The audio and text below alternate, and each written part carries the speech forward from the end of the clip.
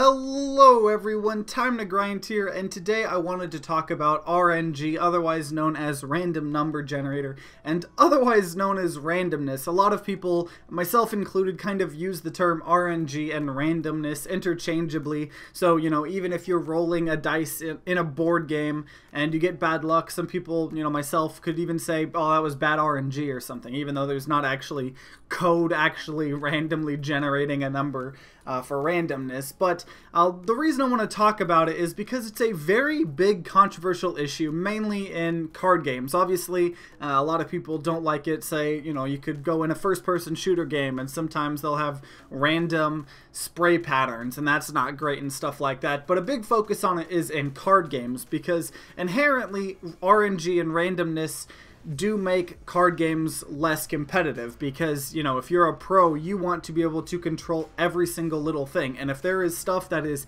out of your control or out of your opponent's control even, that can be really bad for competitiveness because it's hard to, you know, you can't predict it most of the time, depending on what type of RNG. And there's just a lot of bad things about it because sometimes the variance of what can happen can be too high and the power swings can be too drastic. So a lot of times, especially, you know, in Hearthstone, when people hear the, you know, terms RNG or randomness and they see mechanics that, you know, do 3 random damage, or, you know, you just get a random minion or something like that, a lot of people get very, very angry because it makes the game frustrating and, you know, it can make the game a lot less competitive. And so in Artifact, I'm mainly wanting to talk about Artifact and Hearthstone because they're both card games. And Artifact, because a lot of people started seeing some new gameplay of it, especially a lot of people that, you know, didn't want to watch just footage of people pointing cameras at, you know, monitors. And now that there's actual gameplay, people have seen the gameplay and stuff like that. And a lot of people started noticing, what are those, like, arrows that keep popping up on each minion, and, you know, it seems like it's completely random what they attack and stuff like that. That seems awful. And I just wanted to talk about good RNG versus bad RNG and kind of defend artifacts in this case, and just kind of explain why I think having some types of RNG can actually be good for a competitive game. And before I even get into Artifact, I want to bring up 2 big examples of extremely good RNG and extremely bad RNG in Hearthstone, because there's a lot of randomness in Hearthstone. That is actually one of the biggest complaints of mine and a lot of people, especially pro players, is that there is too much randomness. It definitely seems like Blizzard is just trying to push as hard as possible that Hearthstone is just this fun, casual game where anything can happen, and there's these huge, exciting, you know, power spikes and different, you know, things that could happen and outcomes and stuff like that. And, you know, of course, the esports scene and pros and a lot of people that play Hearthstone a lot really don't like that because it just is extremely frustrating. So there is some good RNG that people actually like the mechanics, and they keep getting brought back and back and back again because people like them. And one really good example of RNG that is most of the time universally liked is the Discover cards. And Discover cards are pretty much, they've been across multiple expansions. It's just pretty much, you might have a card that says discover a legendary minion as an example, and it pops up 3 different options on your hand, or, you know, on your screen, and you pick one of them. And it doesn't just play it randomly, the card goes in your hand. So you get the option of what card is going to go in your hand, but then you have to pay the mana. So if you get this huge, big, legendary minion, it doesn't just get played on the battlefield, you then have to play it. So RNG happens at you, and then you have to think about it and make a decision. There's not an immediate consequence to whatever RNG is happening, and it adds a lot of depth to the game because, you know, a lot of these Discover cards were good. And it made you think, okay, well, I'm behind in minions, maybe I want to get the legendary minion that can board wipe. Or maybe I'm good on minions, maybe let's get me a legendary minion that can keep pressing my, you know, tempo and stuff like that. So RNG presented itself to you, you had to make a decision, and there were no immediate consequences to that, and you then later had to, you know, actually play the card. So that was generally, and I personally really like that type of RNG because it does make each game interesting, and it makes each game different, but it doesn't do it in a frustrating way. Obviously, you know, your opponent could get a really good thing, the thing he needed so bad you were one turn away from winning, and then he got a board wipe or a minion that had some, battle cry to deal a lot of damage, and then you ended up winning. That can be kind of frustrating, and that still is kind of the consequence of RNG, but overall, it just adds a lot more depth to the game. But then you have, oh boy, cards like Wrangler. And this was a Hunter Legendary, or not a Hunter Legendary, a Hunter Rare in the one of the older sets. And it was a 5 mana 3/3, so the stats are pretty terrible. There's no reason why you would run a 5 mana 3/3, but it had Battle Cry. If you have a beast, summon a random beast. So it's just a completely random beast, and the variance of what beast you could get was drastic. You could play him, so all you have to do is just have a beast out already on the battlefield, which isn't very hard, especially for hunters.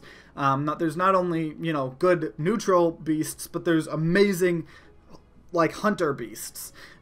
So you'd play him out 99% of the time. You would get his requirement filled. You'd play a random beast, and it could sometimes be just a 1/1 chicken that does absolutely nothing. Just a 1/1 chicken, and it's terrible because you just paid 5 mana for a 4/4, but it's a 3/3 and a 1/1. Or, on the flip side, you could just get an 8/8 with charge that can attack immediately. And this card was infuriating because it ended up being good because theoretically, most of the time, you would get something that at least made it equal to 5 mana or way above 5 mana. So, I can't even tell you how infuriating it was, because people would play that card, and then just seeing them get something so stupid, or one of the worst things that could happen for you, an 8/8 with charge that just attacks that turn and kills you. And the reason why this RNG is bad is because you play something, and then the consequences of that randomness happen immediately. And it doesn't...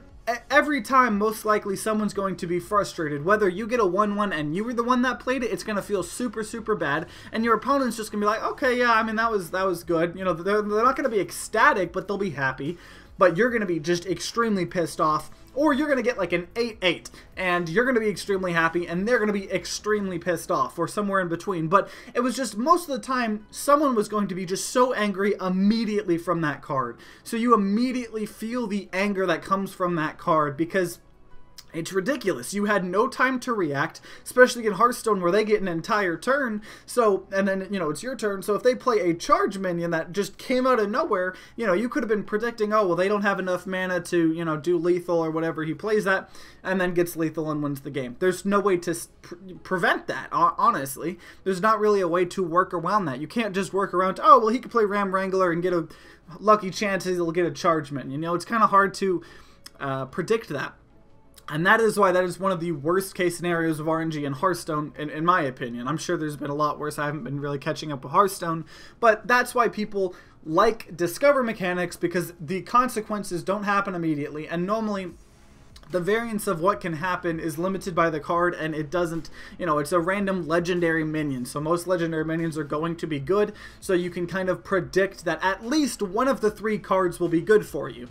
So the fact that you also, it doesn't just add a random legendary card to your hand, you get a choice of 3, so that also helps, kind of stop just randomness really screwing you over. And then Wrangler, the consequences happen immediately, and it just sucks.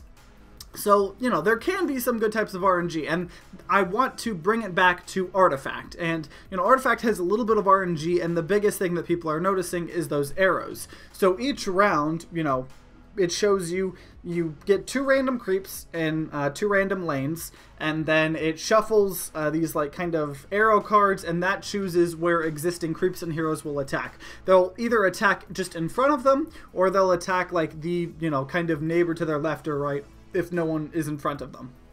And a lot of people are like, wow, that's like Hearthstone, but just if you couldn't choose where your minions attacked. And it's not. Because first of all, you have the entire turn to manipulate that. So RNG presents itself to you at the very, very beginning, and then you have the entire 3 turns to counteract that. So say it's on the very rightmost board, you could still play a card in your left, you know, when it's the leftmost board's turn on that right board. So you have 3 different turns pretty much to, you know, manipulate that if it's not the way you want it. And on top of that, your opponent's going to be trying to manipulate it, so it adds a lot of play and counterplay. So if one of your creatures is all of a sudden now going to be killed because the enemy axe is going to attack it, well, maybe you want to kill the axe, but then maybe he, you know, before you do that, he gives it more health, and then you just, you know, fireball it or something, and then, you know, it turns out you both kill each other or something like that. There's a lot of counteraction, and you guys have the entire time to interact with each other. And it's not like, oh, well, just on my turn, just you're gonna have to sit there for an hour and a half or a minute and a half, I guess, and just attack you, and you can't really do much about it. But especially because Artifact is I play a card, you play a card, I play a card, you know, there's constantly action. You're constantly getting to kind of play, and it feels like you're playing against your opponent rather than the RNG. So the RNG can screw you over. I'm sure that will happen at times, but you'll be trying to manipulate it to stop screwing you over, and they'll try to, you know, keep pushing their luck or try something else. And on top of that, I saw something on Reddit that really kind of I thought was a great point, and it was someone was saying that a lot of people complain, oh, well, the game was just decided in a coin flip.